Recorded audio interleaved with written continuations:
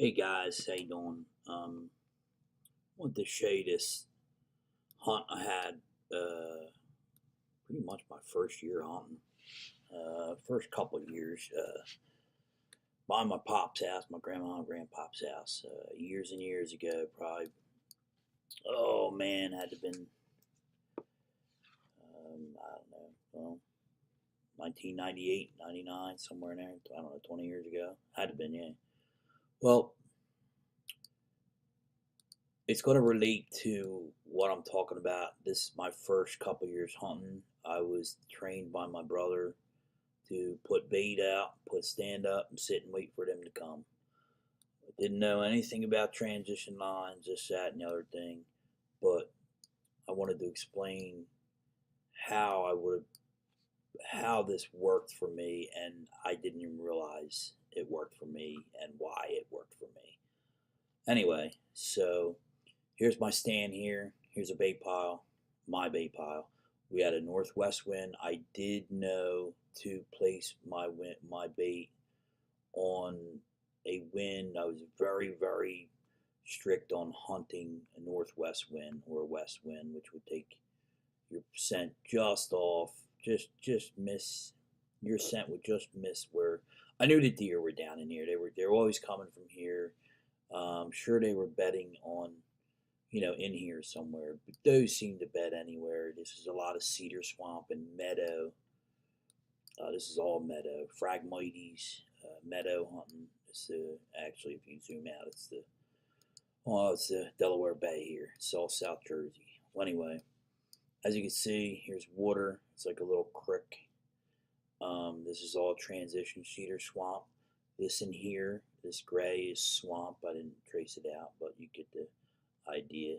And you can see the water pouring into here, or actually it's emptying out into the bay from up in here. And the transition is just same as that anywhere else or anything else. Is the deer are going to cruise the transition, bed along the transition in certain spots with wind advantages. So how this worked out for me, it was the rut. Uh, I used to bait heavy, so I was taught like I said earlier, and I would only see bucks during the rut when I hunted bait. So this is really how I got lucky. I really think this buck I killed was now what I know of was bedding down in here on this side because we had, like I said, we had a northwest wind, northwest right here, and he was betting on one of these points. I mean, he could have been betting down here, but I think he was betting down in here somewhere, looking out into this. This was thick, but you could still see through it at a human's height. You couldn't. You'd have to bend over to see down through here. There's a lot of the rhododendrons, or I think that's what they're called. Or laurel. A lot of laurel in here. A lot of laurel in here. Swamp laurel. The deer's level, you can see a hell of a ways. You can probably see that road through the bottom of it, if you know what I'm talking about. But if you squatted down, you could see a long, long ways, underneath laurel. And they lived on the edge of this laurel. It was dark, like deer don't like to bed in direct sunlight, so laurel gave them the darkness. They gave them the hide, and you can't get to them. Well, anyway, I think he was bedding down in here on one of these points somewhere on this cedar swamp. This is all thick cedar swamp. This is all water. You got to hop island to highland to get through it. One time, I remember I was up in here somewhere, and I sorry, that's my child texting me. But anyway, um, I walked this here. I've scouted this one time, and I was up when I got in the middle here. I missed an island, and I went chest deep. But anyway, this hunt's going to relate on how transition works. I love this finger here. I love this finger for bed. I almost guarantee if I went to New Jersey and looked on this finger, there would be a southeast or an easterly or even a southerly bed on these eyes. Probably three, one here, and one on the tip, one for each wind. I almost promise there'd be a bed there. This is all state public land too, by the way. All this is all public land except behind the houses. Like this house here has a little bit of property. I think he had 30 or 40 acres. All this. He must have owned all this here. So anyway, what happened was I just got done work. It was rot. I used to work. I'll show you where I worked. I used to work right here. That's the prison. I was a prison guard for 20 years. I used to leave there and I'd hunt this 20 times a year. That's when I was young and dumb. Didn't know that you can't hunt them that much. But I was seeing does every night and it kept me coming back hunting, figuring. And then every once in a while I'd see a little buck, little small buck or whatever. And I actually did shoot a very nice 10-pointer, which he came into the bait like this one night during late muzzleloader in late December. I shot him. I never found him. He went down in this cedar swamp, got in here, and we never found him. And this it happens, man. It happens to all of us. But this particular buck was bedding down in here, and pretty much every night I sat here. I had does coming from this transition, and they would come up into the wind like a jayhawk, and they would jayhook and check that bait pile. They would stage back in here. I'd watch them meander around in here. There must have been some oaks or whatever back in here before they come into the bait. And my wind that night was just off where it was. You'll hear Dan Infalt say just an off wind, and my wind was going like this and just missing them. So that's what a just off wind is.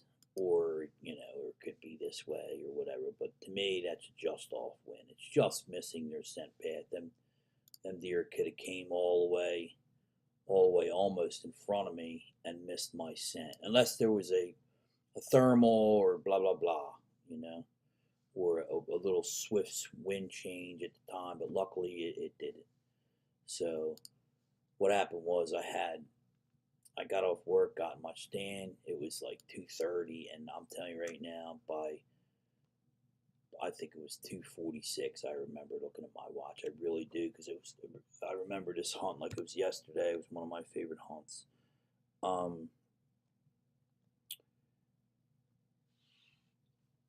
I think it was 2:46. I had 4 deer come in, and then a small buck come through, and then went past through.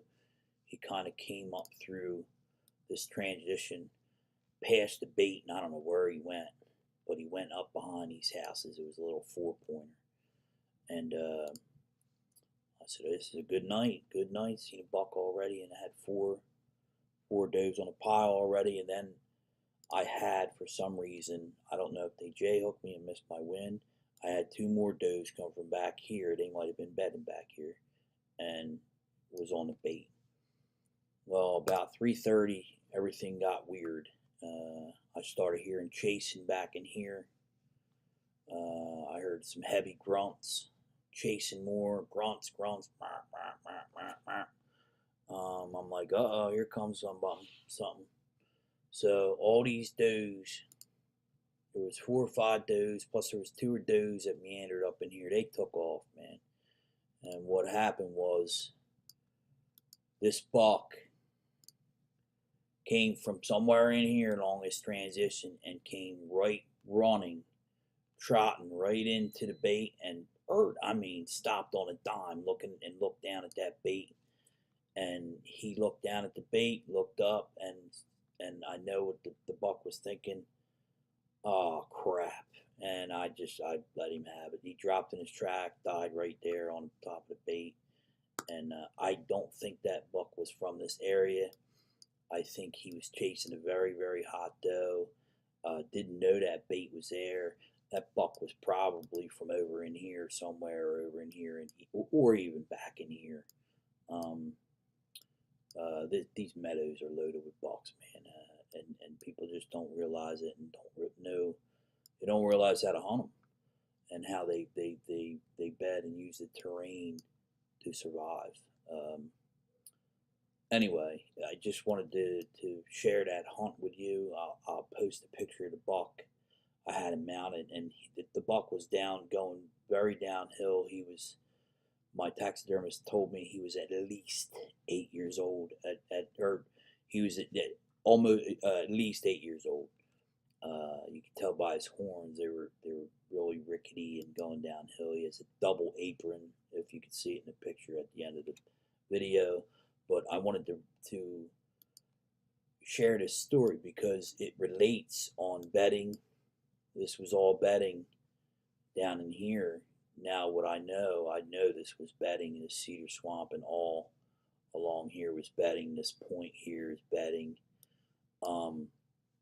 I don't know where that buck was bedding. I don't think he was bedding close by for long. I think he was bedding up in here somewhere, probably on this side looking out into here, or maybe down into here, and smelled these deer coming. He was probably down in here somewhere bedding, overlooking these laurels for does, because does will bed in laurels. They'll bed in the open woods under hollies. And whoa, what did I just do? Oh, come on, man. I don't know what I just did. Oh, sorry. Anyway, I think myself what happened was this buck was bedding down in here. These does came along his transition. Their scent got to him. He got up, started chasing does, came in, bang, he's dead. But it just all relates, he could cover this hole in his bed. He knows there's bedding areas of does or in a rut. He can smell this whole thing with this northwest wind.